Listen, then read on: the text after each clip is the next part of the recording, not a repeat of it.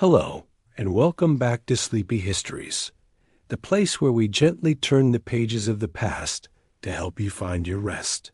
It's a lovely thought, isn't it? That somewhere out there, from quiet bedrooms and cozy corners all over the world, we're all listening together.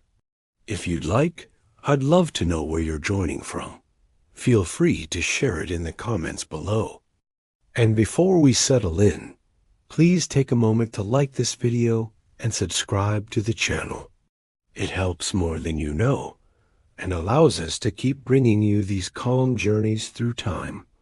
Now, close your eyes and let's drift backward through the centuries into the hush of another life. Tonight's story is called Slave's Dawn. It's a gentle, hour-by-hour journey through a single day in the life of a Roman villa servant, a young boy named Tiro. There are no battles here, no emperors. Only silence, routine, glances that speak louder than words, and the soft weight of memory carried through the heat, the stone, and the flickering oil lamps of ancient Rome. The hush before the sun, a whisper through the olive trees, a breath held across marble floors and sleeping gardens. In this stillness, the day begins, not with clamor, but with silence woven from shadows and dew. The hush before the sun, a whisper through the olive trees, a breath held across marble floors and sleeping gardens. In this stillness, the day begins not with clamor, but with silence woven from shadows and dew. This is the hour before Rome awakens. And within a villa nestled in the rolling countryside outside the city walls, a figure stirs. The air is cool, touched with the last exhalations of the night. Within the dim servants' quarters beneath the villa's grand atrium, a boy named Tiro awakens, not to the sound of a bell or voice, but by instinct, honed like the edge of a blade over many mornings. He does not speak. He does not stretch. He simply opens his eyes and listens. Above, in the villa's sleeping chambers, patrician dreams still curled beneath linen sheets. But here, beneath the tiles and stone, life has already begun. Tiro swings his legs from his low pallet. He is no more than 12, but his steps are practiced. His tasks are many. His name has not been called, but he moves. The others, older men, young girls, wrinkled matrons, begin to rouse as well. No one commands them to rise. The sun is enough. Duty is enough. Tiro pulls on his simple tunic, its hem worn soft with many washings. He splashes his face with water from a shared basin and runs a hand through his cropped curls. He is ready before the stars have vanished. In the kitchens, coals glow dimly beneath last night's ashes. Tiro stokes them with gentle breaths and careful fingers, coaxing warmth into the clay oven. The smoke is light, aromatic with the scent of olive oil and yesterday's bread. A bronze pot is placed atop the embers. Water warms. Beside him, an older woman named Marcia lays out flat cakes of barley meal and dried fig.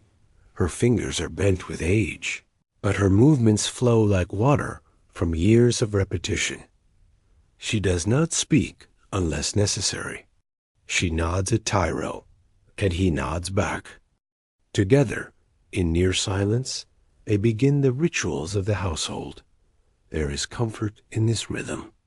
The villa is not yet alive with voices, but these quiet preparations are as vital as any oration in the forum. Bread must be kneaded, wine diluted, honey measured. A bronze pitcher is polished until the sunrise will catch its sides like fire. Towels are folded for the bathhouse. Coal-blackened feet are wiped clean on woven mats. These are not chores. These are offerings to the structure of Roman life. The first sound from above is the creak of shutters. A servant opens a window in the atrium to admit the morning air. It carries with it the scent of crushed cypress, damp earth, and the faint brine of the distant sea. Tiro pauses, holding a jug of fresh water, and listens to the house come alive. Footsteps above soft, slippered, deliberate. A patrician has risen. Perhaps the domina, the lady of the house, whose every movement is a law within these walls. Tiro hurries toward the private chambers, careful not to make noise, though the sound of his bare feet is nearly swallowed by the mosaic floors. He passes a garden tucked within the villa's heart, an open courtyard, or peristyle, with ivy climbing up fluted columns and a shallow pool reflecting the paling sky. 2 turtle doves, already awake, flutter down to sip from the edge. The statues in the courtyard, Venus, Mercury, a boy with a dolphin, are silvered with dew. They keep their silent vigil, unchanged while generations pass beneath their gaze.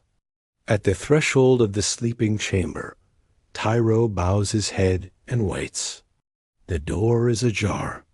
Inside, the domina is seated at her low table, combing oil through her hair. Her mirror-polished bronze catches the glimmer of dawn. She does not look at Tiro. She lifts her hand. He enters, sets down the pitcher, and steps back. The room is fragrant with rose water and myrrh. The walls are painted with mythic scenes, Persephone among flowers, Orpheus taming the beasts. A cat lies curled in a sun-warmed patch, eyes half-lidded. "Prepare the atrium," she says, not unkindly. Tiro bows again and retreats. Her voice is low, almost musical, but he does not linger on it. Orders are to be remembered, not pondered. The atrium is the center, the beating heart of the domus. Tiro's steps are soft as he enters. A skylight above, called the compluvium, allows sunlight to pour in, falling upon the impluvium, a shallow basin at the center of the floor that collects rainwater. The air is already warmer here, touched by the new day. Dust must be swept from the mosaics, leaves plucked from the water, benches realigned, incense set near the lararium, the small shrine where the household gods dwell. Tiro kneels before the lararium. Though he was not born to this faith, he knows the names of the Lares and Penates. He knows where to place the figs, how to light the oil lamp, how to bow. He was taught to do it, not to believe it. Still, as he arranges the offerings, he murmurs a small prayer, not for salvation, just for ease, for silence, for an undisturbed day. By now, the villa is full of movement. Slaves and freedmen cross paths in narrow halls. Some nod, some do not. Not all are equal here. Tiro pauses as Cassius, the house steward, passes. Cassius walks with the authority of one born to command, though his wrist bears the faint scar of branding. He carries a ledger and a frown. Tiro steps aside without needing to be told. In the garden, Lucia, maidservant to the young daughter of the household, picks sprigs of rosemary for her mistress's bath. She offers Tiro a fleeting smile. He lowers his eyes. No gesture goes unnoticed. No glance is without consequence. Affection is a luxury, even among the enslaved. In the triclinium, the family's morning meal is being prepared. It is modest by Roman standards: bread, cheese, olives, watered wine. The grander meals come later. Tiro assists in laying out the plates. Each is ceramic, rimmed in red. He sets them with care, mindful of symmetry. The domina expects beauty even in simplicity. When the family enters, all servants bow. The master tall, with a voice used to command troops, asks after the weather. The son mumbles, distracted by a scroll of poetry. The daughter laughs, her bracelets chiming like bells. Tiro watches from the corner, hands behind his back, eyes on the floor. He listens, learns. The domina turns slightly. "Tiro," she says, "more bread." He moves immediately. Later, as the family disperses to their duties and pleasures, the slaves return to their rhythm, washing, repairing, dusting. Tiro slips briefly into the courtyard. No one stops him. It is not forbidden to pause, only to dawdle. He stands in the warmth of the sun, feeling it on his skin like a blessing. He watches bees hover over thyme blossoms. A breeze stirs the lavender. The world, for one still moment, seems kind. He closes his eyes. He is not free. But here, in the hush between orders, he finds something like stillness. Mourning in the villa is no less sacred for those who serve. The domus runs because of hands like Tiro's, because of backs bent without recognition, because of lives lived in silence. But within that silence is rhythm. Within rhythm, grace. Tiro does not imagine revolution. He does not dream of escape. Not this morning. He dreams only of finishing his duties before noon, of hearing praise, even if indirect, of a meal with an extra fig, of an afternoon without punishment. He dreams simply, because simplicity is safe. And as the sun climbs higher above the cypress trees, spilling gold across marble and vine, Tiro moves again, quiet, tireless, invisible to those who walk in sandals of power. But it is his hands that carry the villa forward, and his dawn that began the day. The morning hours have passed like water through the fingers of time. The sun now claims the sky in its full authority, casting sharp shadows and warming the earth until it seems to breathe. In the heart of the Roman countryside, beneath this unrelenting glow, the work of the villa unfolds, not in haste, but in constant, deliberate movement. It is now the hour of labor, and the world belongs to those who toil in silence. The sun sits high above the terracotta tiles of the villa's roof, bleaching their burnt orange hue into a pale shimmer. Dust curls in the air like smoke, rising from the dry paths that twist through gardens and courtyards. The soft breeze of early morning has vanished. In its place, a hush of heat settles upon the earth. Tiro steps into this brightness with a woven basket in hand. His tunic clings to his back with dampness. The linen, though light, offers no protection from the sun's press. Still, he does not complain. Complaints belong to another world. Here, there is only the task before him.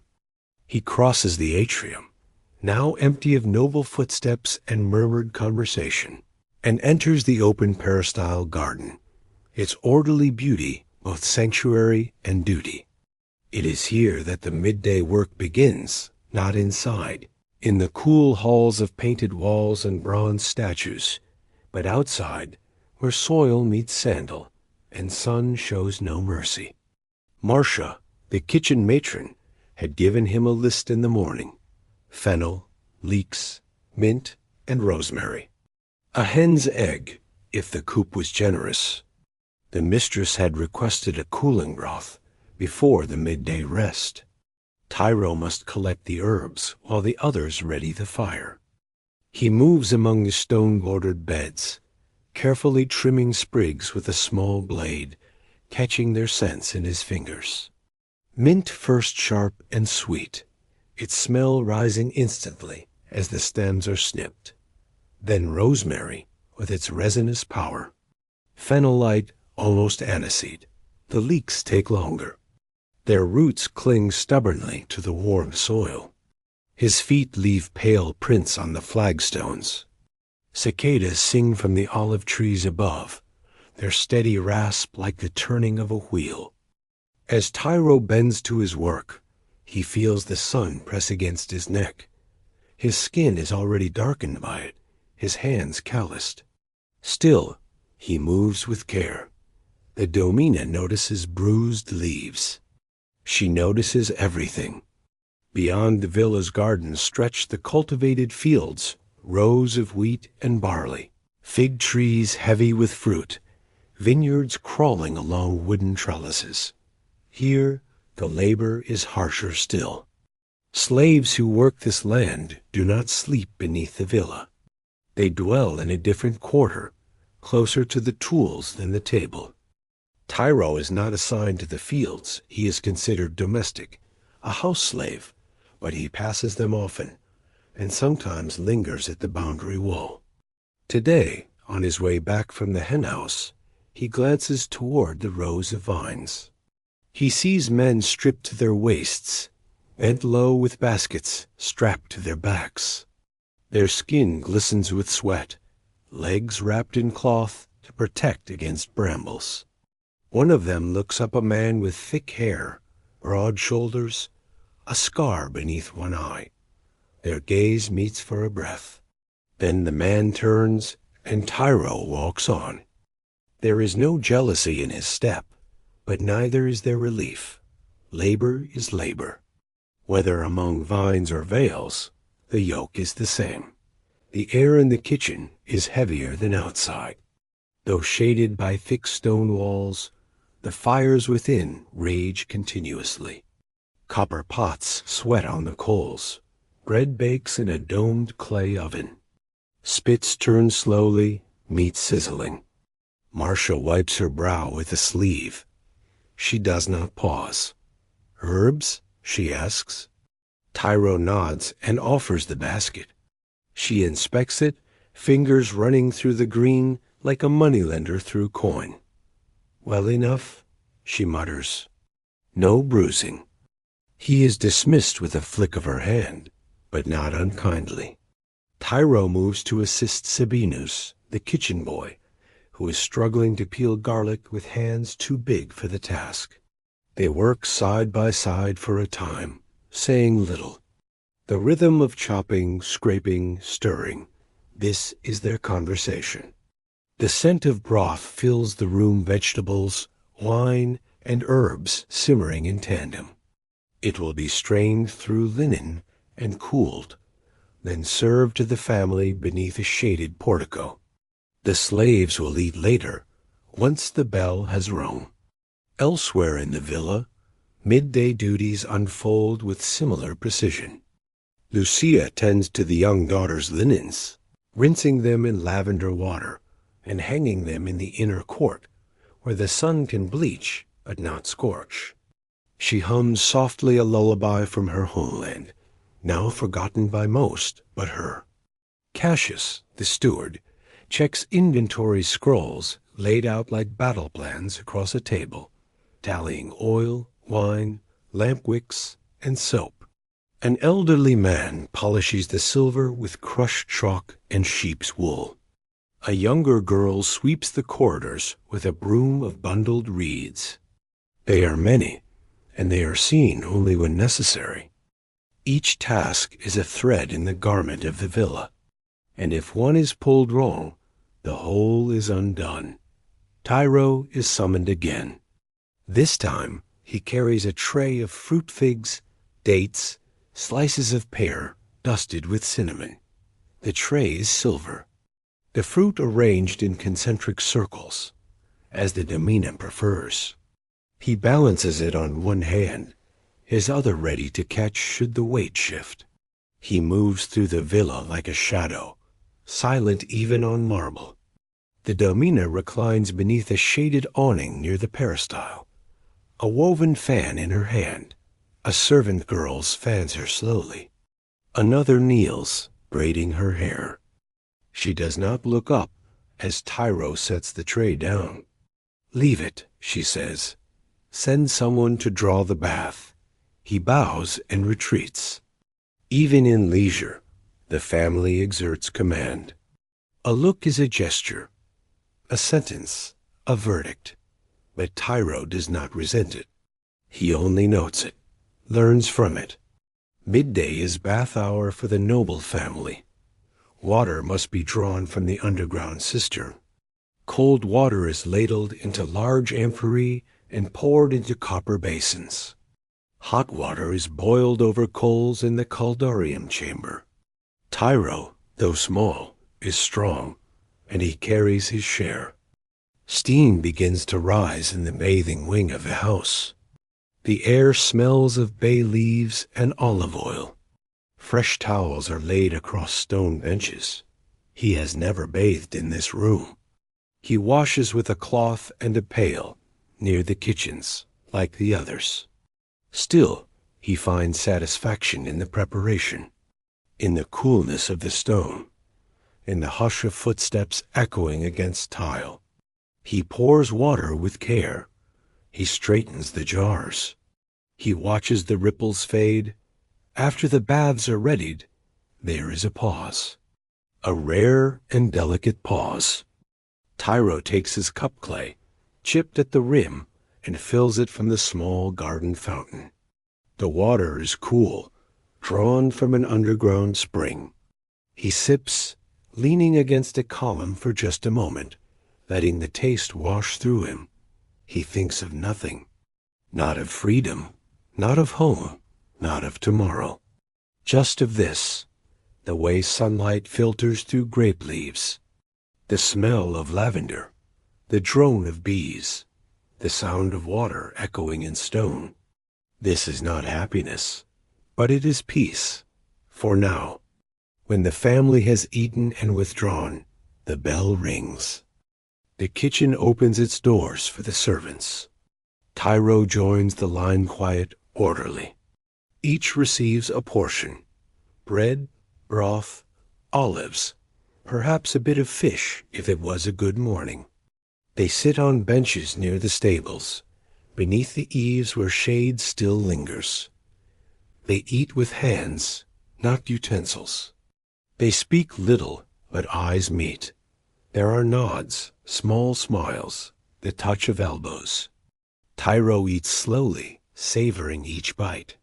His stomach, though used to little, is grateful. Across from him, an older man tells a quiet joke. It is about a senator and a goat. It makes no sense, but someone laughs anyway. For these few minutes, they are not tools. They are people. Then the plates are returned. The bench is cleared. The sun continues its climb. The midday work has not ended. It only shifts. Now come the tasks of maintenance, repairing sandals, checking lamps, airing out garments, brushing dust from scrolls in the master's study. Tiro assists in the library, where the air is cool and still. He is careful with the scrolls, their edges worn from many hands. He dusts gently, holding each one as if it were made of glass. The titles blur in Greek and Latin, words he cannot yet read. Still, he touches knowledge, and that is something. As he exits the library, he sees the field slaves returning backs bent, baskets empty. Their walk is slower now. Their feet drag. Their skin is streaked with dust and effort. Tiro watches them for a moment. One raises his head, perhaps the same man from earlier. There is no greeting, no nod, just recognition. The sun has taken its toll on them all. As the sun lowers, so too does the rhythm of the villa. Soon will come the evening meal, the lighting of lamps, the folding of linens for sleep. But for now, in this golden lull of afternoon, the tasks of midday begin to close. Tiro returns to the kitchens to help wash the utensils. The water is warm, the soap coarse. His hands move without thought. He hums low, tuneless, barely audible. Another day is bent beneath the sun, but it has not broken. As the Roman sun begins its slow descent beyond the curve of hills and vineyards, the world begins to exhale. Long shadows stretch across tile and terrace, and the heated breath of the day softens into something quieter, something cool and golden. For those within the villa, the evening is not the end of labor, but a different rhythm, one steeped in ritual, silence, and the delicate demands of nightfall. Tiro feels the change before he sees it. The way the air shifts, no longer pulsing with heat, but weighted with stillness. Dust no longer rises from the garden paths. The cypress trees no longer whisper. Instead, everything pauses, as though the land itself waits for some unseen procession to begin. Inside the villa, lamps remain unlit. The household moves through golden half-light, the fading warmth pouring in through high windows and open shutters. Every surface marbled floors, plastered walls, bronze fixtures glows faintly, as if the day is reluctant to let go. Tiro is sweeping the corridor near the atrium. The bristles of his broom catch fallen petals and fragments of dry leaves, carried in from the courtyard on earlier breezes. He works slowly, methodically, not from fatigue, though it hangs on his limbs, but from habit. Evening work is quieter, more deliberate. From the private chambers comes the sound of voices low, cultured, at ease. The dominus, home from his affairs in the nearby town, is greeted with hushed bows and murmured welcomes. His sandals leave traces of road dust on the mosaic floor. Tiro notes this. It will be swept before the lamps are lit. The family regathers now, as Roman custom prefers. The day's business gives way to shared repose, conversation, grooming, and small indulgences. A cooled cup of wine, a peeled fig, the retelling of someone else's news. Tiro's eyes follow the dominus as he passes. Tall, broad, trimmed beard, the smell of smoke and leather clinging faintly to his toga. The master does not look at him, but Tiro does not expect that. He disappears into his study. Above, the young daughter laughs, a bright, bell-like sound, the kind that has not yet learned to be careful. She is attended by Lucia, who follows her like a shadow shaped into human form. In the triclinium, the dining room, activity stirs. Pillows are fluffed around reclining couches. A low bronze brazier is lit to perfume the room with myrrh and dried orange peel. The domus slaves ready the space for Senna the evening meal, though the courses will be simple tonight. Tiro helps lay the table, ceramic platters arranged with slices of cheese, boiled lentils, grilled fish, pomegranate seeds, and seasoned greens. Small amphorae of watered wine are uncorked and set nearby. Nothing overly grand. This is not a feast day, but the arrangement is elegant. Each bowl is turned precisely. The tablecloth is straightened until it sits smooth as calm water. Tiro wipes his hands and looks over his work. He exhales not with pride, but with relief. The domina will inspect everything. Her eyes see what others miss. As the sun begins to slip behind the western hills, the order is given to light the lamps. Tiro takes a taper, already kindled from the kitchen hearth, and moves through the villa like a silent procession.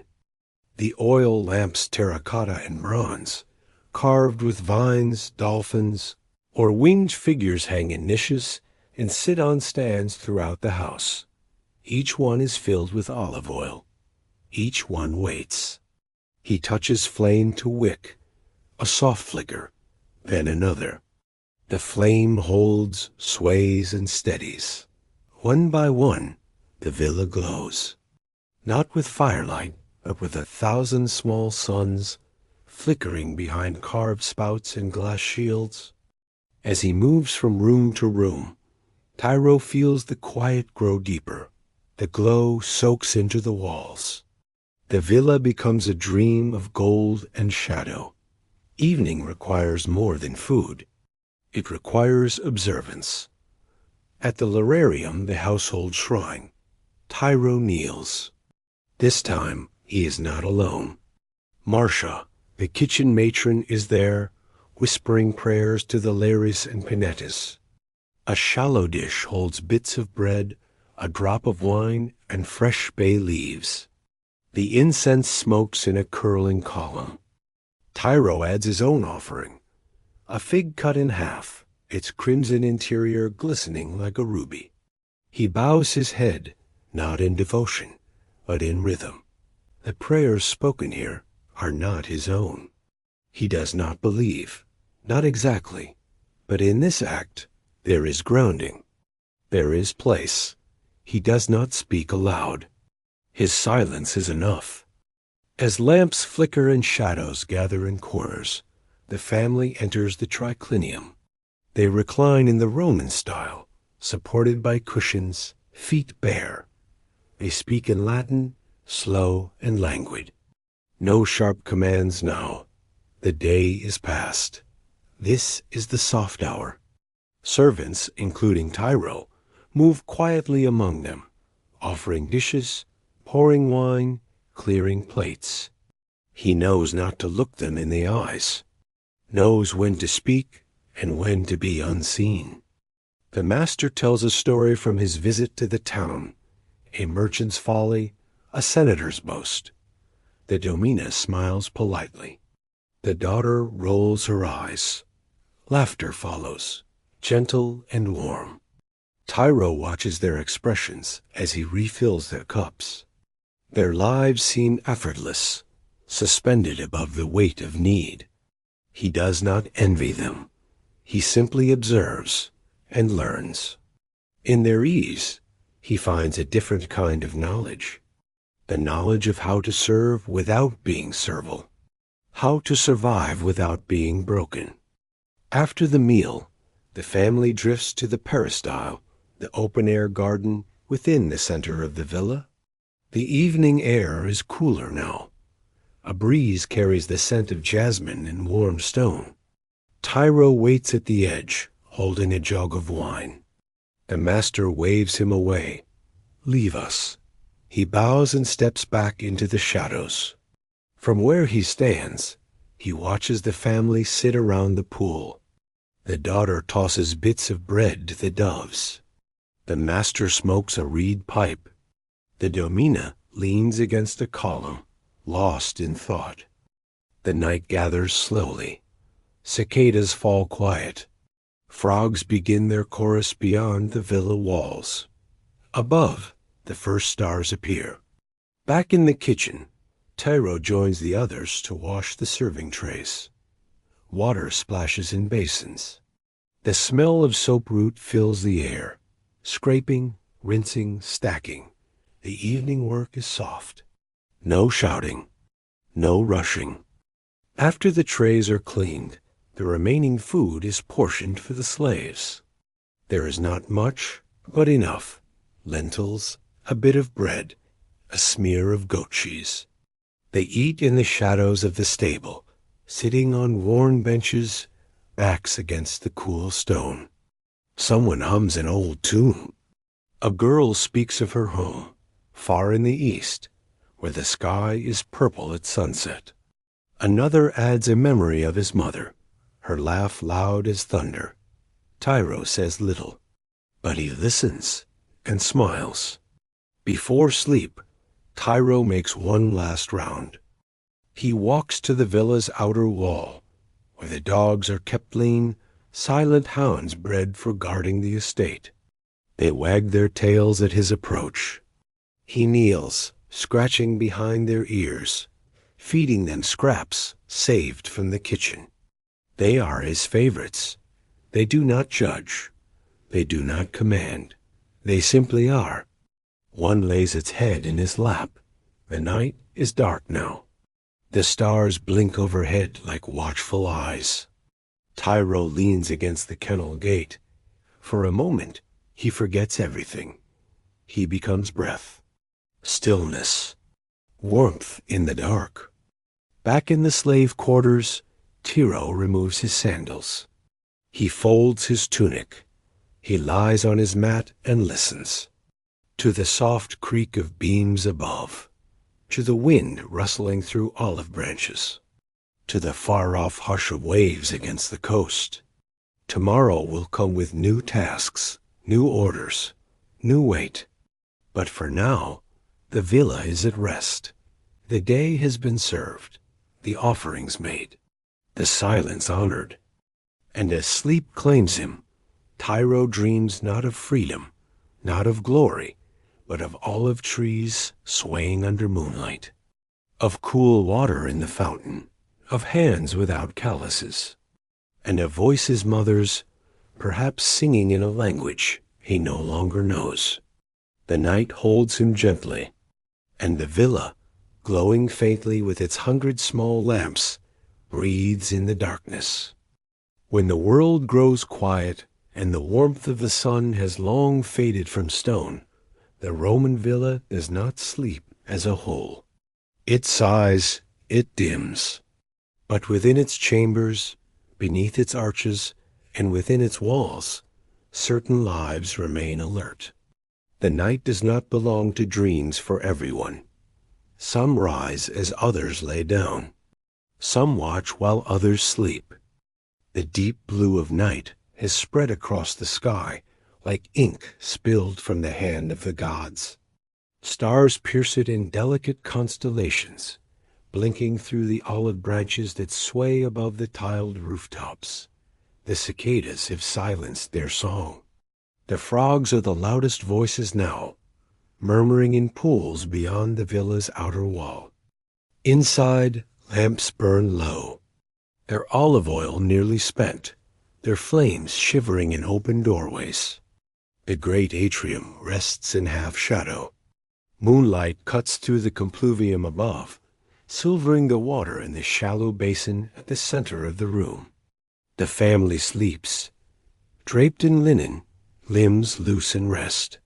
Their quarters are dark, but for a single night lamp each, casting warm halos beside their beds. Their dreams are private. But for Tiro, the boy servant, and a handful of others, the night is not a void. It is its own world, a quieter one, yes, but no less shaped by duty. Not every slave sleeps through the night. Some are designated for what the household calls the vigil nocturnus, the night watch.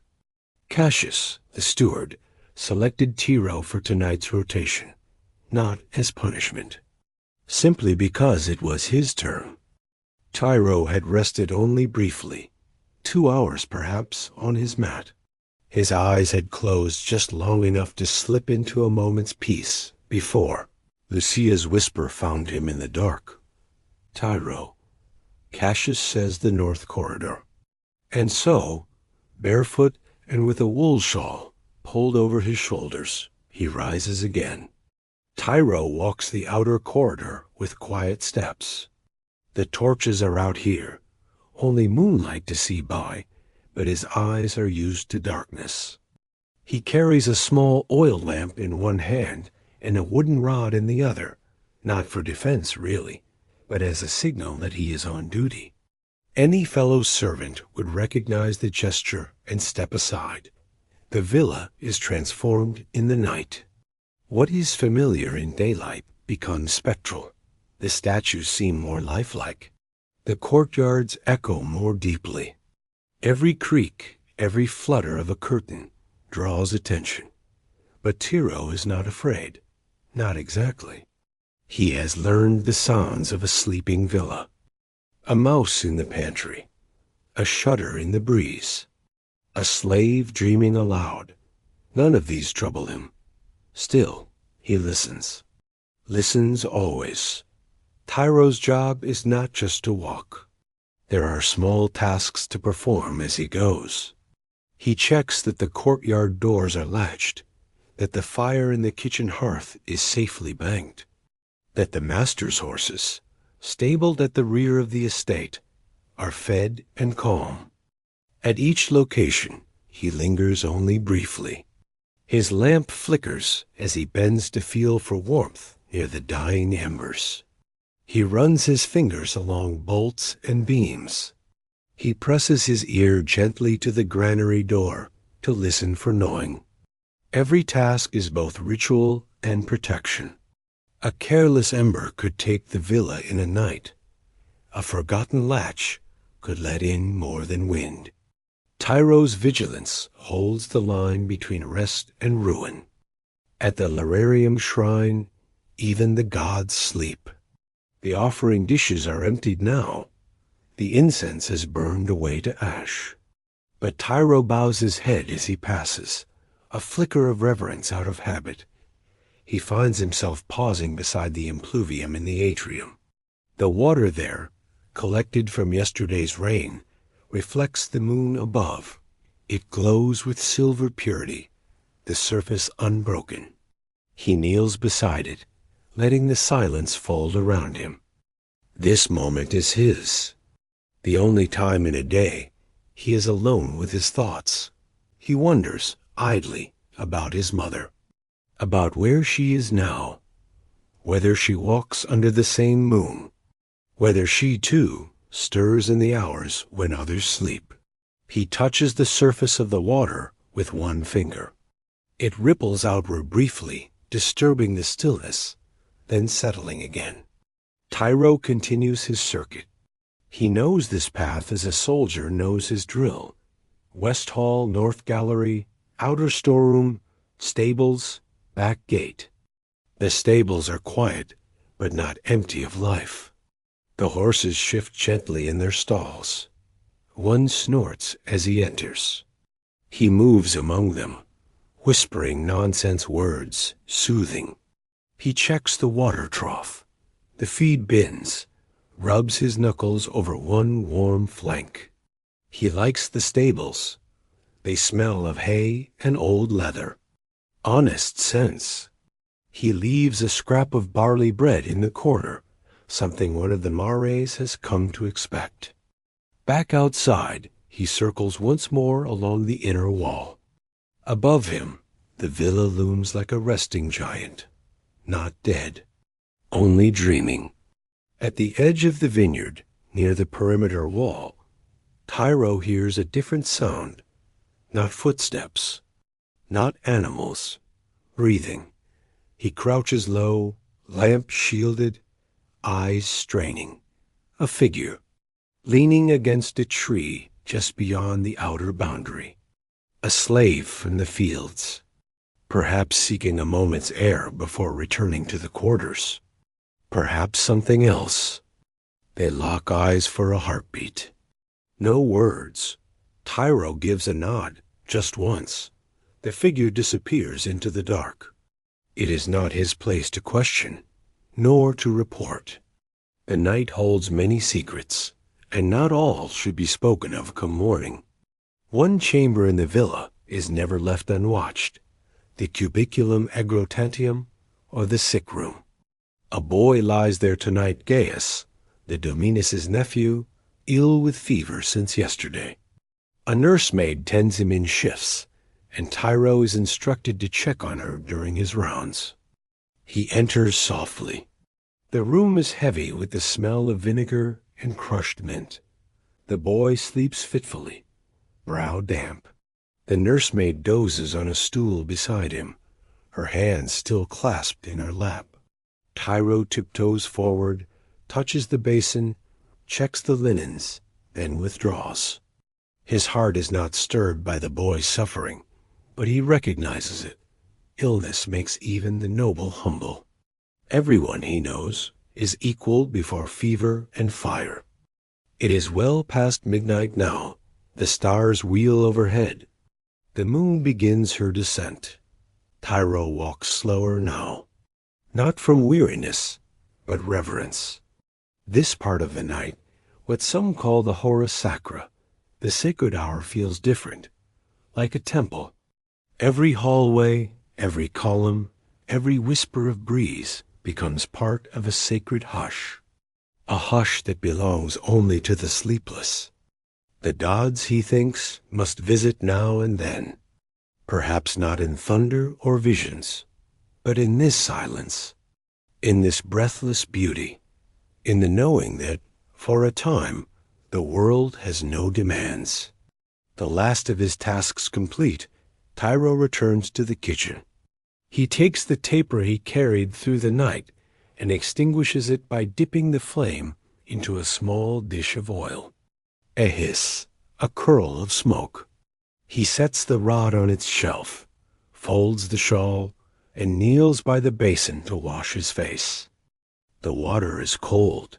He does not flinch. His feet are sore. His eyes heavy, but his heart is steady. The night has passed. He has kept watch. In the slave quarters, some stir already. The first kitchen crew rising to begin the morning prep. But Tiro is finished. He returns to his mat, pulls the coarse blanket over his shoulders, lies flat on the stone floor. The sky beyond the high window is beginning to pale. He will sleep for a few hours, then rise again. Duties will call. But for now, his limbs soften, his breath slows. His last waking thought, I held the night in my hands, and did not let it fall. And with that, sleep takes him gentle as the moon's last light, fading behind the hills. There are thoughts that do not rise to the tongue, feelings that never find voice. They float, instead, just beneath the surface of action, beneath obedience and silence. These are not dreams in the grand sense, not of escape or revolution, but dreams stitched together from crumbs of comfort, glimpses of beauty, and fleeting seconds of peace. In the quiet spaces of a Roman villa, before the day's clamor returns, a slave like Tiro dares to carry them inside him. Hopes that do not speak aloud. Tiro wakes late by his usual measure. The sun is already lacing the corners of the stone ceiling with soft gold. The others have risen. The warmth in the room is already beginning to build, faint yet steady. He turns slowly on his mat, feeling the dull ache in his shoulders from the night's watch. Not pain, he's known worse, but a heaviness like a stone pressed gently on the chest. Familiar, endurable. He dresses without a word. The tunic he wore the night before is still at his side, folded neatly, though the edges smell faintly of horse and olive oil. He washes quickly at the shared basin. His reflection in the water is blurred, shriveled by the ripple of other hands. A narrow face, dark eyes, short curls, neither child nor man, neither seen nor invisible. He takes a breath, another, and steps into the day. Around him, the villa pulses with quiet labor. In every direction, tasks unfold, towels folded, floors swept, bread dough set to rise. Voices are low, footsteps light. The language of the enslaved is mostly one of gesture and rhythm. Tiro knows how to nod without lifting his head, how to make his presence known without making it seen. He knows how to move behind someone without startling them, how to hold his breath at the right moment, how to listen through stone walls. These are not taught in scrolls. They are learned in living, carved into the body. And yet, beneath that careful choreography, Tiro carries something else, small, private, tender. Hope. He cannot name it. It is not a wish for freedom. Not exactly. He does not sit beneath the vines and imagine running through the hills, barefoot and laughing. He has heard of escape, but also of punishment. His hope is smaller. He dreams of finishing his day's tasks with no harsh words, of hearing his name spoken softly, of an evening when no commands are shouted and no lashes strike flesh. He dreams of being praised for clean floors, or for herbs gathered without bruising, of being told, "Good work," even just once, and meaning it. He dreams of one afternoon, just one, spent lying beside the fountain in the peristyle, undisturbed, watching birds without needing to move. These are not dreams in the way the masters speak of dreams, but they are his, and they are real. That morning, Cassius calls for Tiro to assist in the study. He is to dust the scroll shelves, sort ink pots, and fetch water for the master's seal. It is a quiet chamber, smelling of parchment and candle soot. Tiro works without rush, his fingers lightly grazing the scroll ends as he cleans. He cannot read, but he knows the letters. He has seen the scribes at work. He watches the marks they make, the swirls of black on yellowing papyrus. Sometimes, when no one is watching, he copies them with his fingertip on the surface of the desk. No ink, just motion. He does not know what they say, but he imagines they say something beautiful, something true. Later, in the kitchen, a small tragedy unfolds. A girl named Dama drops a clay bowl. It shatters, shards skittering across the stone floor.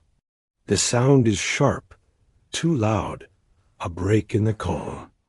Everyone freezes. Marcia turns, her eyes narrow. The girl bows her head, trembling, but Marcia does not strike her. She simply sighs, brushes past, and begins gathering the pieces herself. Tiro moves quietly to help. Dama does not look up, but her fingers brush his as they reach for the same fragment. He wants to say something. It's nothing. It's okay. I've broken things too. But he does not. Instead, he sets the pieces carefully in a basket and carries them away. That is his language. That is his prayer. Toward evening, the master's son asks for assistance, carrying scrolls to the library. Tiro is chosen. The room is cool and filled with light from a high window. The scrolls are poetry, Virgil, Catullus, some Greek he cannot name. The boy hums as he walks, careless, oblivious. Tiro stacks the scrolls with care. He lingers, dusting the shelves longer than needed. He loves the quiet here, the soft rustle of papyrus, the smell of ink. The boy reads aloud for a moment, his Latin smooth. Felix qui potuit rerum cognoscere causas. Tiro does not understand the line, but the sound is music. Happy is the man who can know the causes of things. Tiro cannot know the causes of things, only the patterns, the rhythms, but still he listens and holds the sound in his chest. That night, as lamps are lit and food is eaten in shifts, Tiro sits near the wall of the slave quarters, looking up at the darkened sky. He does not speak, not to the gods, not to the stars, not even to himself, but something within him speaks all the same. A prayer with no words, a hope that his hands will not be struck, that his friend will not be sold, that his name will be remembered kindly when he is gone, that he might one day learn a letter, or see the sea, or be permitted to sing aloud, that someone, somewhere, might look at him and see not a slave, not a tool, but a boy with breath and eyes and longing. He dreams that night of sitting in the peristyle garden, alone, barefoot, with the sun warm on his back, no task, no bell, no voice calling his name, just time, time that belongs to him. In that dream, he is not running. He is not free by law or title, but he is free in that moment. And sometimes that is enough. In the hierarchy of a Roman villa, the master's voice is not merely sound, It is the axis upon which the household turns. Words carry weight, not because of volume or urgency, but because they shape the day like a chisel upon stone. For a slave like Tiro, the master's tone is not just to be heard, it is to be studied, anticipated, and obeyed before it's finished echoing. This is not fear, precisely. It is awareness, as constant as breath. Tiro first hears the master before he sees him. Not his voice, his walk, firm, rhythmic, unhurried, as sound of sandals against mosaic. The light swish of linen, the measured heaviness of a man who owns his pace. No one else in the household walks quite this way. It is as recognizable to Tiro as the sound of rain on the villa's roof tiles. He straightens instantly, placing the folded cloth beside the polished bronze lamp on the table. The hall ahead remains empty, but he knows better than to wait until the figure appears. When the dominus rounds the corner, Tiro has already bowed his head. Lucius Gaius Varro, the master of the estate, enters the atrium with a scroll in one hand, his other hand trailing along the marble edge of the impluvium. His tunic is freshly pressed, his beard trimmed close. He is not a cruel man, but he is not warm. He is a Ramang of rank, raised on dignity and dominion. He speaks without greeting. Tell Cassius I will need the horses ready by the 3rd hour, and have someone prepare the northern storeroom for inspection. I want a report on the wine jugs last season's, not the new batch. He does not pause to see if Tiro understands. He speaks, and the air around him reshapes itself. Tiro bows again, already moving. He will carry the message. The wine jugs will be counted. The horses will be ready. These things will happen because the master has spoken. Tiro finds Cassius near the garden shed, cross-referencing inventory tablets. He repeats the master's words precisely, without embellishment. Cassius nods, sets down the wax tablet, and rubs his chin. You'll help with the storeroom, then? No permission needed. No protest possible. Tiro simply nods and follows. The storeroom is cool, lined with amphorae stacked in clay holders. Dust hangs in the air. Tiro moves among the jars, reading faded chalk markings, careful not to dislodge the tops. Cassius inspects and records, muttering. The order has begun its journey.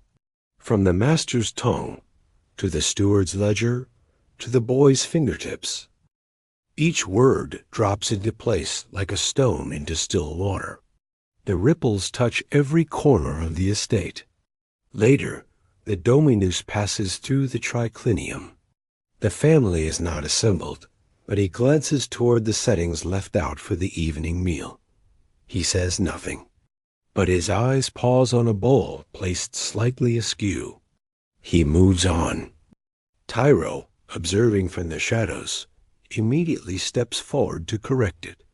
He straightens the bowl, wipes the rim again, adjusts the olives inside until the composition pleases the eye. No punishment has been spoken, no reprimand given, but silence from the master can speak as sharply as command. Every gaze is a gesture, every pause a message. Tiro has learned the subtle language of the master's temper. When he presses the bridge of his nose before speaking, he is tired, perhaps impatient. When he tugs the hem of his sleeve before turning, he is unsettled. Expect reprimand soon. When he speaks in low tones without moving his jaw, he is thinking of money best to remain invisible. But when he hums softly, tunelessly, usually while inspecting the garden or feeding the dog, he is pleased. That is when small requests may be granted. When risks, if taken, might not be punished. The master is a weather system. and the slaves are the trees that must bend with each breeze. Some orders are more terrifying for being left unspoken. Tiro remembers once long ago when a jug of imported wine had been spilled in the atrium. A young man named Pelion had dropped it while mopping. The sound of shattering pottery had frozen the room. The dominus had stepped into the doorway, observed the mess, and said nothing. Instead, he turned, walked away. That night, Pelion was taken from the quarters. The next morning, he was not seen. No shouting, no whips, just absence. The memory stays with Tiro, tucked beneath ribs like a shard of that jug. Obedience is not simply reacting to what is heard. It is anticipating what is likely to be wanted, before it is voiced. Tiro lays out the master's sandals by the door, before he descends the stairs.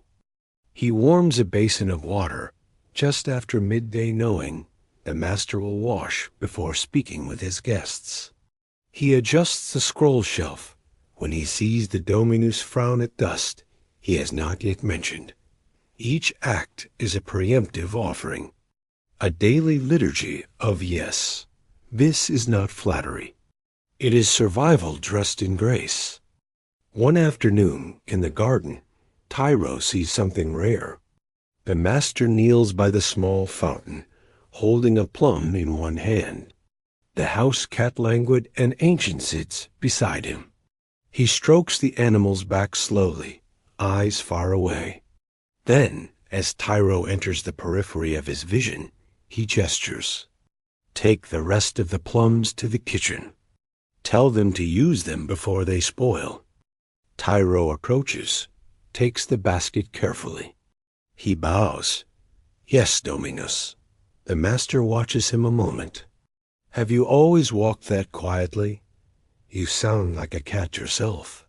A smile not broad, but real tugs at his mouth. Then he turns back to the fountain. Tiro walks away, hands steady, but his breath slightly quickened. He has been seen, not fully, not deeply, but noticed. For a slave, this is like sunlight after weeks of cloud. That evening, long after the master has retired, Tiro walks the corridor alone. The villa is quiet, but his thoughts echo. The master's voice still lingers in his mind, not just the words, but the timbre, the certainty, the weight of it. Tiro wonders what his own voice sounds like when no one is listening. He rarely hears it outside of whispered answers or murmured apologies. Would it be soft, strong? Would it carry? He does not know. But he imagines, someday, speaking his own command, not loudly, not harshly, just enough that someone might listen and follow. In the end, the villa is a living thing shaped by a single current. Orders ripple from its center like heat from the sun, and the slaves like Tiro are the branches and shadows moved by that warmth, that weight. There is no illusion here. The master's word can build or break, but in the quiet between commands, there is room to exist, to breathe, to think, to feel one's own shape within the echo of another's will. For now, that is enough. Every great house has its edges places neither fully inside nor completely beyond. Courtyards where the sun barely reaches, storerooms with doors that open to fields, paths that lead toward freedom, but never cross into it. In a Roman villa, these edges hold their own quiet life. They are places of blurred rules and thinner masks. For a slave like Tiro, they are both border and breath. The day begins with the sky the color of worn parchment. In the peristyle courtyard, vines hang heavy over the colonnade, their leaves swaying softly in a hush of early wind. Marble columns cast long shadows across the floor, sliced by spears of sunlight. This place, always between darkness and light, is Tiro's favorite corner of the villa. Here, the air feels different, less watched, less walled. He is sent this morning to sweep fallen petals, a task so small it often escapes the steward's ledger. Tiro does not mind. The silence feels gentler here. The shade forgives the heat. He moves slowly, brushing the mosaic tiles in patient arcs. Dust rises like memory. In the center of the courtyard, a small pool reflects the rising sun. Gold shimmers on water. The sound of it dripping from a carved spout shaped like a dolphin's mouth feels like a lullaby no one dares to hum. This is the edge of things. Not the house, not the world, just the space between. Later, Tiro passes through the corridor that runs behind the kitchens, one of the lesser-traveled arteries of the estate. The hearth roars in the main chamber, but back here it is cooler, darker. Storage amphorae line the walls, and a single narrow door opens to the outer courtyard where the laundry is hung. This is where lower voices are heard, jokes whispered, bread shared discreetly. Not rebellion, just relief. Lucia is here, scrubbing linens with quick, practiced hands. Tiro nods as he walks past. She doesn't speak, but she glances toward him and lifts her chin slightly, a gesture of acknowledgement that feels more valuable than words. Behind them, chickens cluck idly near the wall. A child giggles in the distance, her voice echoing off stone. Somewhere, a cartwheel creaks. All these sounds feel far from the Dominus's footfall, from the sharp tone of the steward, from the precise hush of the atrium. Here, edges soften, and in softening, they feel more human. In the mid-morning, Tiro is sent to deliver a message to the vineyard steward. This takes him beyond the formal gardens, past the sculpted hedges and sun-warmed benches, to the rear wall where the tiled paths turn to packed earth. Here lies the visible division between villa and field, between domestic and agricultural labor, between those who serve near the master's hand and those who serve from a distance. The field slaves live in separate quarters-low buildings near the edge of the vineyard. Their clothing is rougher, hands more cracked, feet often bare. Their speech is different too, faster, more abrupt, shaped by sun and exhaustion. Tiro finds the steward an older man, with a broad face and eyes like clouded glass-counting baskets of early grapes. He passes the message. The steward grunts in reply, too busy to bow or smile. Tiro turns to go. As he passes the edge of the vineyard, a young man bare-chested, sweat-soaked leans against a tree for a breath. Their eyes meet. They say nothing, but Tiro feels that the line between them, thin, permeable, but present. There's a trail near the orchard, worn by time but not maintained. It leads past the fig trees, skimming the villa's perimeter before vanishing into the brush near the olive groves. Tiro discovered it by accident weeks ago, and now, when errands take him close, he steals a moment to walk partway down it. It smells of crushed thyme and warm dust. The sunlight dapples the path like spilled coin. Lizards dart between stones. No walls rise here. No commands echo. He does not go far, never, out of sight of the villa's rooftops. But for a heartbeat, he feels something stir. A shape inside him that stretches like a waking cat. A version of himself that could walk farther, if allowed. That could walk without looking back. He does not name it. He just listens to its footsteps and returns.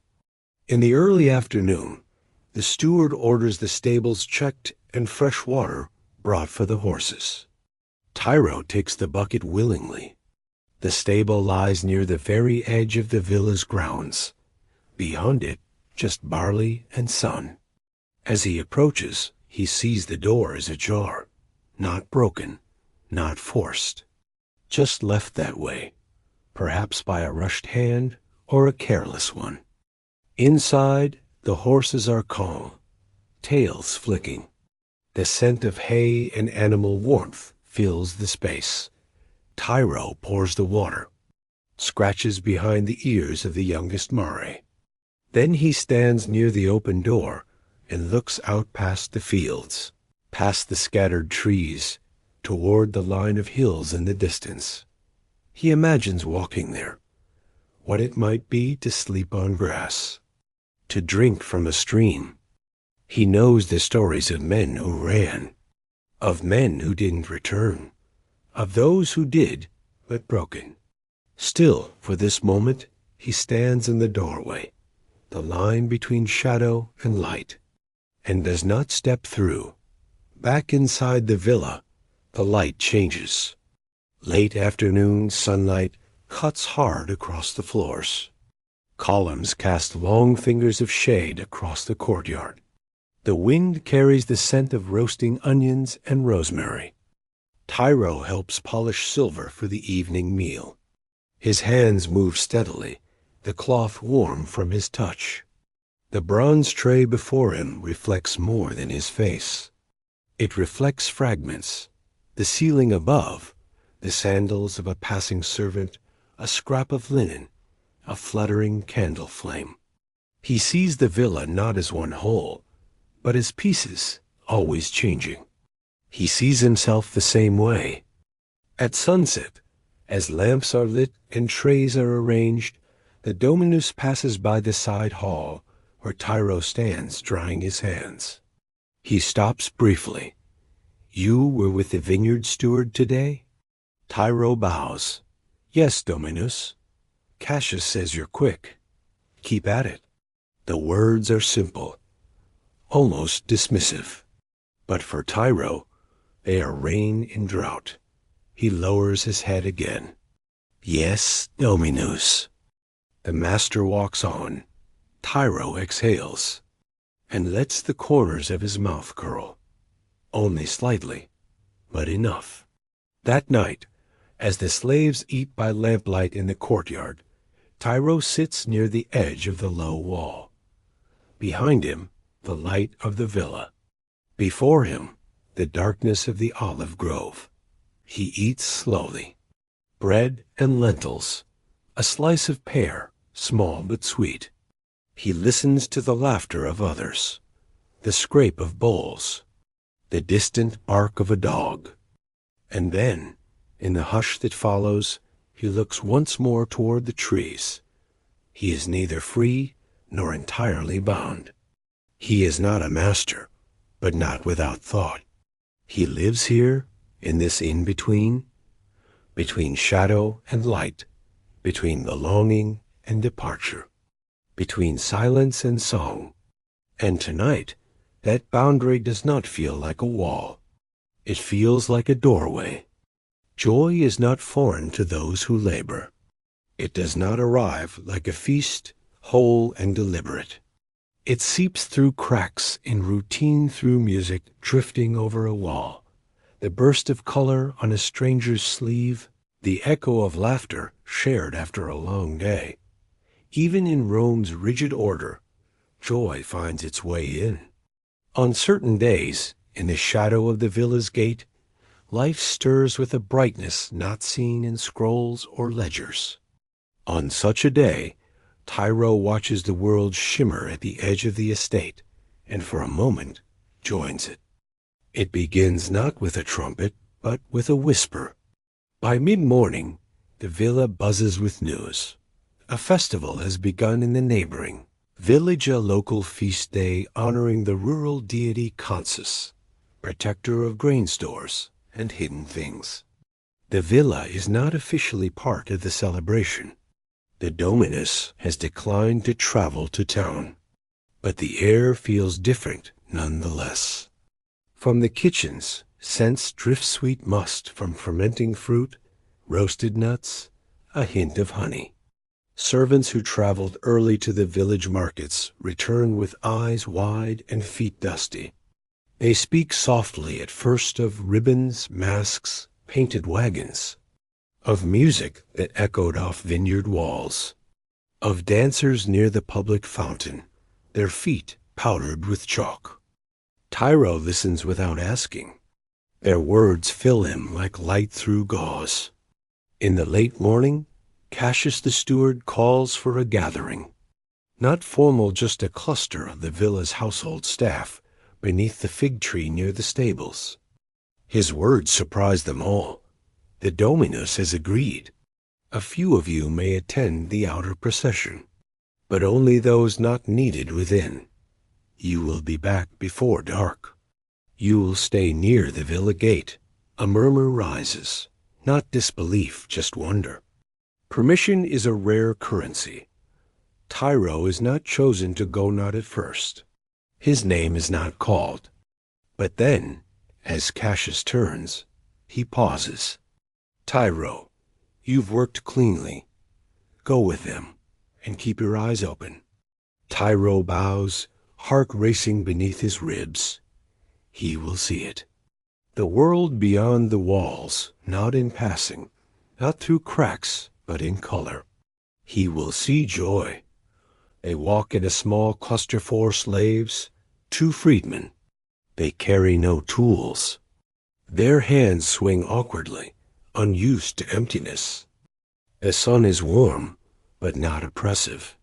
A breeze stirs the dry grass as they move along the outer road, feet quiet on the packed soil. The villa walls fall behind. The scent of lemon trees grows stronger, and soon they hear it music. Not formal strings or lyres, but pipes, drums, clapping, irregular, irresistible. Laughter follows. The road bends. And then the village appears just beyond the old gate, where travelers and merchants pause to share gossip and wine. It is not grand, not like the triumphs of Rome or the temple processions, but it is alive. Children with wreaths of ivy chase each other past stalls draped in red cloth. A man with painted cheeks juggles pomegranates. A woman twirls, her skirt catching air like wings. Dogs bark playfully at the rising dust. Bread crackles on hot stones, and wine flows from open jars into wooden cups passed freely. Tiro does not know where to look first. The colors blur turmeric and teal, crimson and bone white. A mask shaped like a fox. A boy singing with a reed flute, eyes closed in joy. He stands at the edge of it all, breath caught somewhere in his chest. This is not his world, but for now he may walk through it. Near the boundary wall, a merchant offers slices of candied dates. One of the freedmen buys a few and breaks them among the group. Tiro receives a piece. It is small, sticky with syrup, the edge wrapped in crushed almond. He bites. The sweetness blooms instantly more than he's ever tasted. It fills his mouth, his throat, his mind. For a moment, it is all there is. He closes his eyes. This is what joy tastes like. Not in feasts, not in quantity, but in the rare pleasure of flavor, unburdened by need. He holds the taste on his tongue as long as he can, then swallows.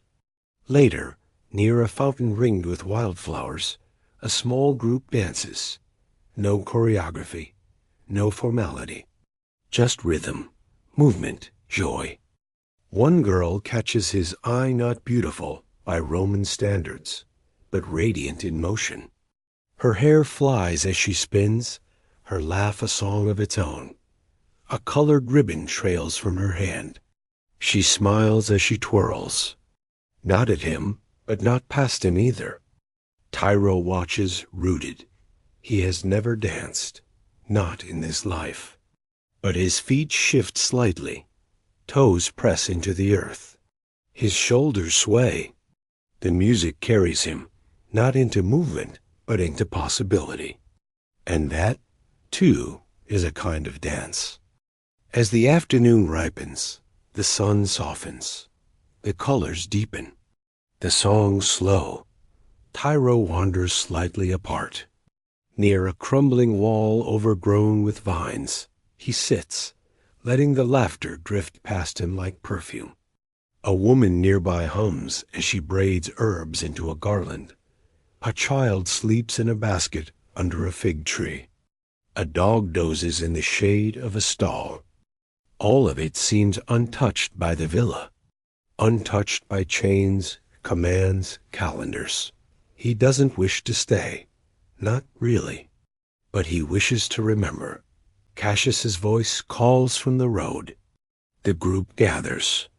Tiro turns once more before leaving, memorizing the light through the dust, the lingering smell of fried flour, the fading echo of a flute. They walk back slowly. No one speaks for a long while. Then softly, one of the older slaves chuckles. Felt like being a person again. The others murmur. Tiro says nothing, but he carries the sweetness of the date in his mouth, the sound of ribbon in the wind, the lift in his chest as music passed through him. He will carry these longer than anything else. As they pass the threshold of the estate, the air changes. Cooler, quieter, more ordered. The shadows fall where they always do. The steps creak the same.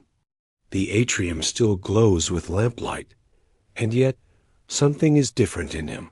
Not rebellion, not sorrow, just a widening, an expansion of the shape of joy. He has seen it, and it will never fully leave him. Memory lives not only in the mind, but in the bones, in calluses that shape the hand, in steps that take turns unbidden, in muscles that rise before the sun. For the enslaved, memory is less a story than a weight, a silent inheritance, carried without knowing the name of its origin. Each movement, each task, each silence learned by repetition becomes a map. And Tiro has walked it so long, he no longer knows where the path began. It is not yet light when Tiro stirs. No bell, no voice. Just instinct, his eyes open to darkness tinged with blue. The hush before birdsong. His body rises before his mind catches up. His feet touch the stone floor, cold and unwelcoming, yet familiar. He does not stretch, does not groan. His body remembers what is next. The wash basin, the tunic folded over a wooden peg, the sandals bound with worn leather ties. Each motion practiced, nearly ceremonial. He carries the weight of mornings past in his spine, and the way his hands reach without sight for the pitcher, the way his breath holds as he listens, checking, unconsciously, for silence or urgency. This is memory without thought, habit carved into muscle. He walks the corridor leading to the kitchen, passing the same spots he has passed every morning for years. His fingers briefly trail along the wall, touching the faded crack in the plaster, always 2 steps before the courtyard turn. He does not need light. He does not need directions. He does not need light. He does not need directions. Every echo has a meaning. There, a drip from the atrium's bassinet, reminder to empty it later. There, a loose floor tile beneath the fig mural, a place where footfalls ring louder than they should. His mind holds hundreds of these memories, most unnamed. They are his map and his armor. In the scullery, Tiro begins preparing breakfast trays, bread, cheese, figs. The knife he uses has a chipped handle. It pulls slightly to one side. He adjusts for it without thinking. Marcia, who has worked this kitchen longer than Tiro has lived, once told him, The body learns what the mind forgets. He understands now. His hand curls around the knife, just so. His wrist tilts to avoid the bruise from the time he slipped against the breadboard. His thumb keeps clear of the iron kettle, where the handle gets hot faster than expected. All these things he learned not by instruction, but through repetition, pain, correction, repetition again. He has never written his name, but his fingers have memorized 100 tools. Throughout the day, memory arrives not in visions, but in sound. The clack of the laundry paddle against the courtyard stone. The scrape of sandals in the hall slow and deliberate, meaning the demeanor approaches. The cough of Cassius in the distance, meaning he's counting heads again. Tiro knows these sounds better than words. They do not change. They do not lie. And through them he moves. He hears a pot fall and can name who dropped it by the tone of the shout that follows. He hears the quiet hush of the master's breath before a command and can ready himself before it arrives. Memory sharpens the ear, and the ear sharpens the path to survival. When he bathes that evening, Tiro examines the quiet topography of his own body. Scars, small ones. A thin one behind his knee from a fall during olive pressing. A pale one on his palm from lifting a boiling pot too fast. Faint lines across his back, remnants from a lash 3 years gone. Each one a lesson, a moment made permanent. The skin holds memory when the heart cannot. He does not hate these marks. He does not love them either. They are simply a record, one that does not fade. Later that night, he walks past the old olive tree near the outer wall. It is just a tree to the others. But for Tiro, it is Pelion's tree. Pelion the boy who dropped the wine amphora and disappeared the next morning.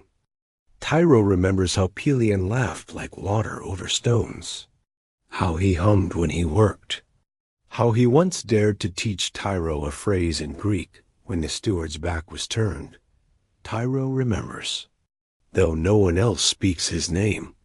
Every villa has its ghosts, not spirits, just absences. People once seen, now vanished, and carried only in memory. Tiro places a hand on the olive's trunk, rough with age. Pelion's laughter does not return, but it echoes still. It has been days since the village festival, but Tiro still sees flashes of it when he closes his eyes. The swirl of colored ribbons, the taste of candied date, the brief touch of someone's sleeve as they passed in dance. These memories are different. They do not press against his ribs. They float. He carries them not as burdens, but as embers. Tiny flames of beauty. He does not speak of them. But when the work is especially hard, when the light burns his eyes and the hunger curls too tight in his belly, he draws from those embers and keeps going. Cassius often says, "A slave who forgets is a slave who bleeds." Tiro believes him, and so he remembers to nod, but never too quickly, to fold linens with the emblem facing outward, to never look the dominus in the eye unless spoken to directly, to never stand near the garden wall too long. These are not just memories, they are rules for breath. He remembers them like one remembers to blink, as if forgetting would be a kind of drowning. There is one memory Tiro carries that no one else knows. It comes from before the villa. He was small, hungry, his mother's arms around him, swaying under a painted sky. She was humming, not a Roman song, not Latin at all, but a rhythm so gentle, it seemed like water itself. He remembers the shape of the hum more than the sound. He hums it sometimes in the quiet, when he is alone in the stables. Softly, without tune, And in that moment, memory becomes comfort, becomes home. As night settles, Tiro finishes his final task, snuffing the oil lamp in the east corridor. He does so carefully, twisting the wick, watching the smoke curl upward. He walks back through the sleeping house, his bare feet silent on stone. He lies down on his mat, wrapped in wool, listening to the night sounds, to the heartbeat of the villa, to the voice inside him that says, "Tomorrow you will wake, you will walk, you will remember," not because you choose to, but because remembering is survival, and survival is its own form of hope. The end of one day is never truly an ending. In the life of a Roman slave, the cycles do not close like doors. They curve like the sun, disappearing only to rise again. This is not despair. This is rhythm. The dawn that comes again does not promise change, but it promises return. And for Tiro, who has walked through shadow and silence, hunger and hope, the return of light, however quiet, is its own kind of triumph.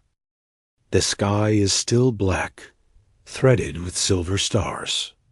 Tiro lies awake on his mat, though he has not been called. His breath is steady, his limbs warm beneath his warm woolen wrap. Around him, the others still sleep, shallow breaths, muted turns, the occasional groan from joints bent by labor. But Tiro does not sleep. Not now. He listens. The air is cool. The stone floor holds the last memory of night. The stillness is complete, save for a soft cooing of a dove from the rafters. It is almost time. His body knows it before the sky can confirm it. He rises, no urgency, no noise. He folds his blanket, ties his tunic, splash of water on his face. Fingers run through hair cropped close. Each motion echoes yesterday, and yet each one is entirely today. There is comfort in the ritual. Outside, the corridor is cloaked in shadow. The lamps are not yet lit. Tiro walks barefoot, heel to toe, gliding silently past the rooms of sleeping stewards and yawning maids.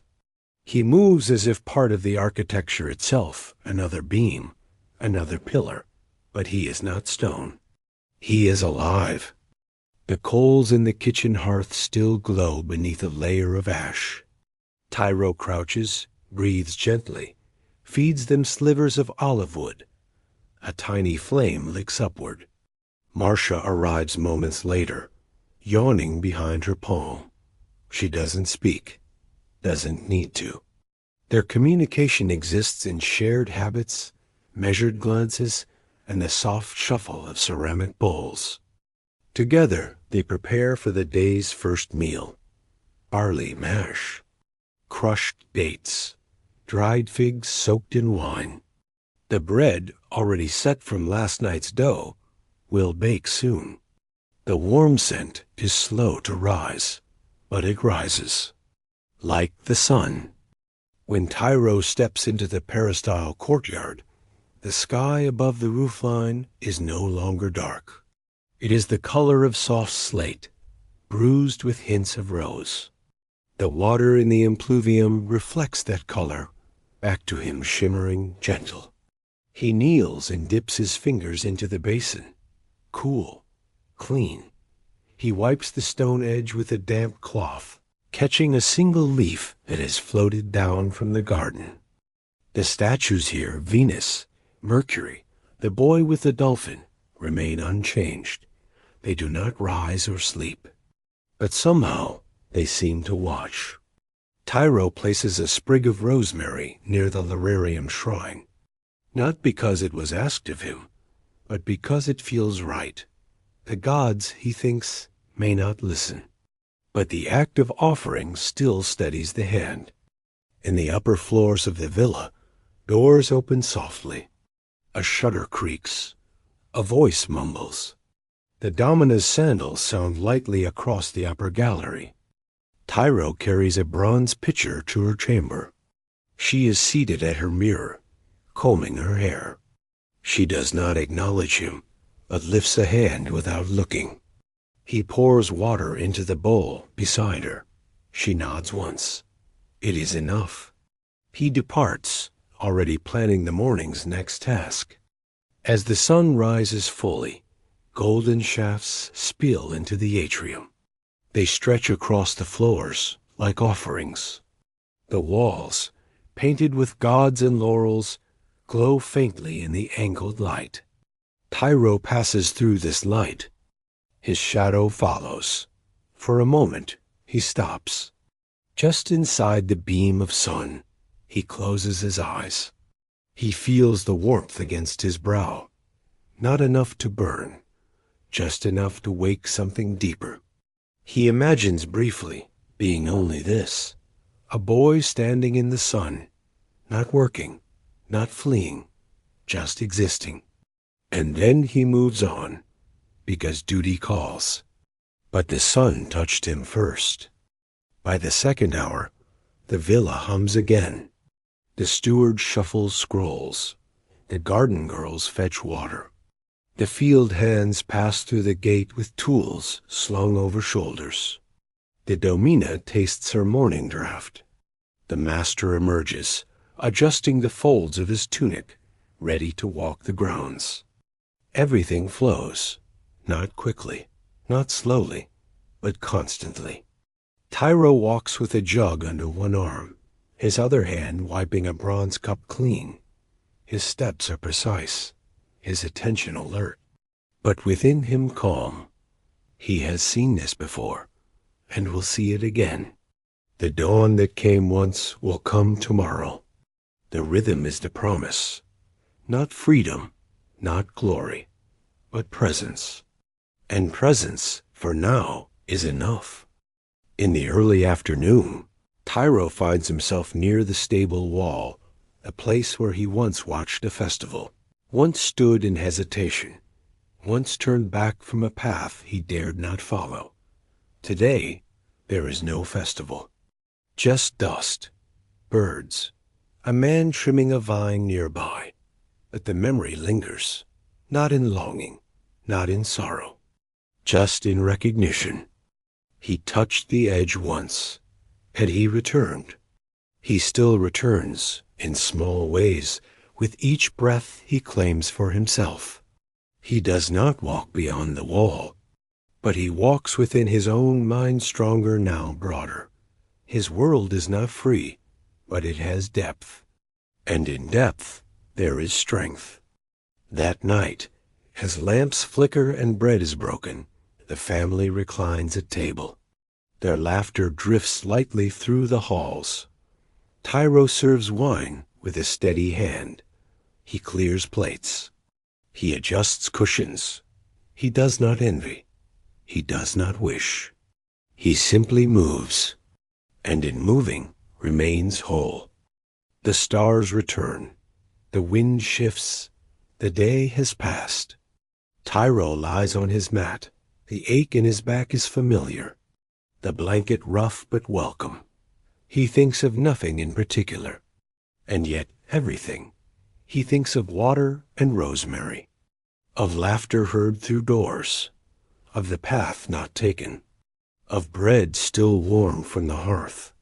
He thinks of the sky, and of tomorrow. His last thought before sleep: I woke today. I walked through fire and dust and command, and I did not vanish. The dawn will come again, and so will I. And so, our journey into the past comes to a quiet close. If you're still awake with me, I hope this tale brought you a little peace. If you enjoyed our time together, a gentle like lets me know. And subscribing means you'll never miss the next calm adventure. If you know someone who might need a little comfort tonight, feel free to share this story with them. Thank you, truly, for being here. Until next time, I wish you the sweetest dreams.